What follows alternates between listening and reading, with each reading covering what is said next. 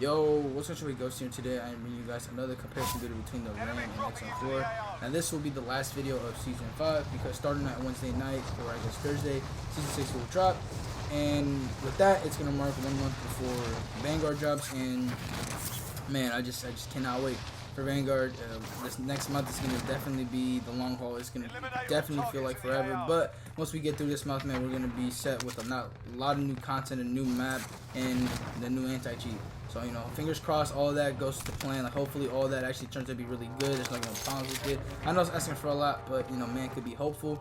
But anyways, I wanted to make this comparison because, well, for one, it continues the trend of weapons that don't really get talked about, which is the RAM. Which actually, to be honest, it's not like this weapon doesn't get completely, like, just not talked about. It does get a little bit of attention, but I feel like it deserves a lot more. And also, it kind of just is a little bit relevant because with Season 6 around the corner, I'm expecting more changes to happen in ARs. I don't really see an AR necessarily getting buffed to the point where it becomes the greatest. Now, that could happen. I'm not saying that's not going to happen, but I anticipate a lot more nerfs to ARs than like any buffs to make any gun just really, really good. And I think with that, I think a RAM could be one of the next best guns in Warzone. But anyways, before we get into this comparison, I want to say if you're new to the channel, hit that subscribe button. We're on the road to 2,000, and also you guys can do me a favor of following me over at my Twitch channel at __. That'd be greatly appreciated. But yeah, man, with that being said, let's get into this comparison. And here we have the recoil pattern for the RAM. Now, this to me is one of the more interesting weapons when it comes to like recoil and just accuracy and control, because this weapon has no recoil, but it also has quite a bit of recoil. And if you mount, this weapon becomes a 100% laser beam. Like the recoil, any kick, and all that disappears. Now I know you may say that, well, when you mount, obviously you're gonna get less recoil, and that's true, obviously. But with this RAM, like no other weapon just shares the same thing where it becomes a 100% laser beam and it just has nothing, like no recoil, no kick, nothing. Like the RAM is in its own just world when it comes to mounting. But when you're not mounted, controlling the recoil is a little bit interesting. And I'm gonna be honest, when I was using this RAM this time around, I haven't played Warzone for 2 days, so controlling recoil for me was a little bit difficult. And I was shooting straight zigzags when I was playing in some scenarios, and I was like, bro, like if I'm able to hit my shots, this gun is gonna be amazing. Because this weapon does have a very, very, very high time to kill. Matter of fact, for some time it might even be at the still. It's like a top 5 in terms of weapon or its time to kill. I remember that at one point it had the fastest time to kill, but now that other weapons have been added into the game, I'm pretty sure it's not the fastest in the game anymore, but it's definitely top 5, top 7. Like it's still up there. And yeah, like this weapon definitely has capabilities of being able to kill really fast. And again, when you mount, bro, it's just an added bonus. Like you're not missing shots, and this gun kills fast. Like it's incredible how fast you can kill someone when you're able to hit all your shots. And controlling the recoil on the RAM necessarily isn't hard, but it's not easy either. Like it's not like a Craig where like, oh, you pick it up and you're gonna be able to shoot straight. Nah, you're gonna have to be able to control it because the fire rate on this is it's kind of hidden a little bit, you know what I mean? And with the added recoil, like, yeah, it's not the easiest task to just simply have 100% accuracy with this weapon. But some people can't have it, especially if you know, use it very often. You're gonna be able to do it. But for me, again, I haven't played in 2 days, so you know it was a little bit difficult for me. But once I got it down, bro, and I was able to mount, like, man, I was chilling, bro. Gun felt amazing, kills fast. And I gotta be honest, bro, as a secondary, like as a primary, right, it has obviously capabilities of being really good. But if, let's say for example, in new season they decide to buff a weapon to the point where it's like, oh, okay, this is the AR or primary to use, I think the RAM could make a case for being one of the top secondaries, especially if the OTS gets nerfed, which I'm expecting it to get nerfed again. I think the OTS at the moment is definitely by far the best SMG in the game. So I wouldn't hold it past them for them to slightly nerf this gun in terms of damage or fire or something.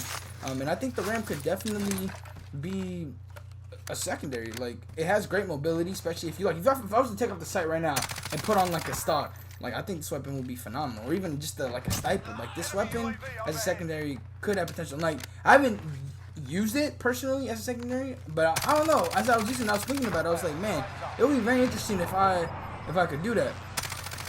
But yeah, man. With that being said, let's get into the stats and the stats and the XM4. And here the recoil pattern for the XM4. Now, based off this, to me personally, it looks like the XM4 is definitely a lot more easier to control because the recoil pattern isn't like too crazy, and the fire rate added on to the recoil development doesn't make it that hard a weapon to control. Now, this gun does have recoil. It's not like this weapon completely shoots straight. And the RAM, if you're able to fully control it, like even when you're not mounted, it could be seen as a pretty low recoil weapon when you're able to like fully control it. And again, it does require a little bit, not gonna lie, or for me personally, after again not playing for a bit, it took me a bit to get to it. But overall, I do think the RAM is a much more accurate weapon than the XM4.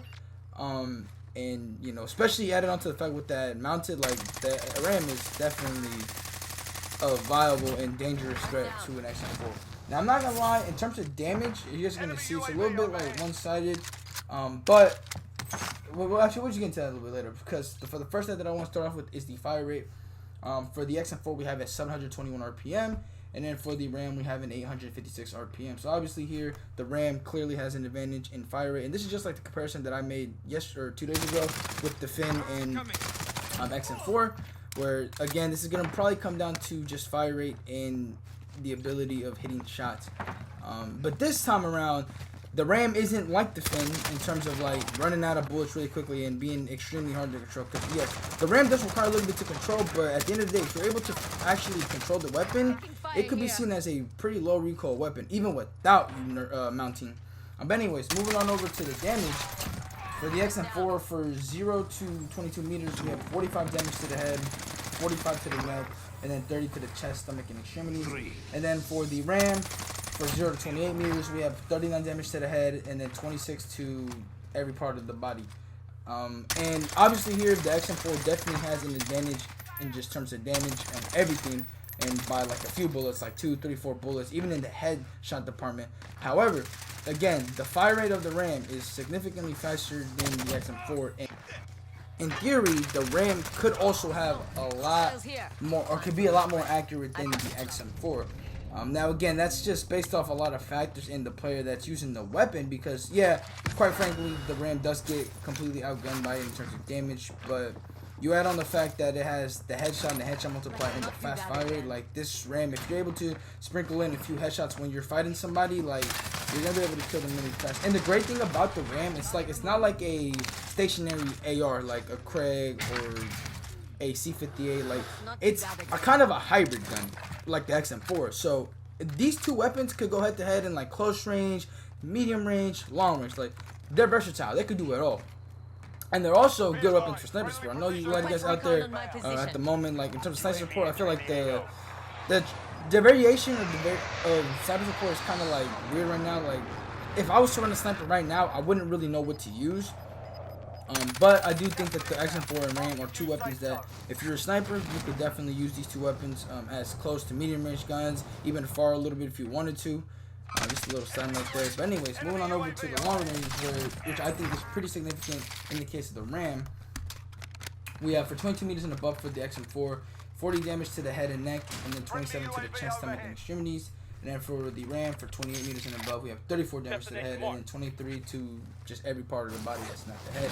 And in this situation, like as opposed to close to medium range, I think close to medium range, the XM4 definitely has quite a bit of an advantage, even with the RAM having a faster fire rate. But like, see at range, the XM4 again, it does have quite a bit of recoil. And if you mount, yeah, obviously it's gonna lose, it's gonna lose recoil, but it's not gonna lose completely all of its recoil like the RAM. When you mount with the RAM, you're at long range, like you don't miss. I know you've seen clips out there in the past where people have mounted and have done some insane things with the RAM, and a few seasons later, you could still do those same things with the RAM.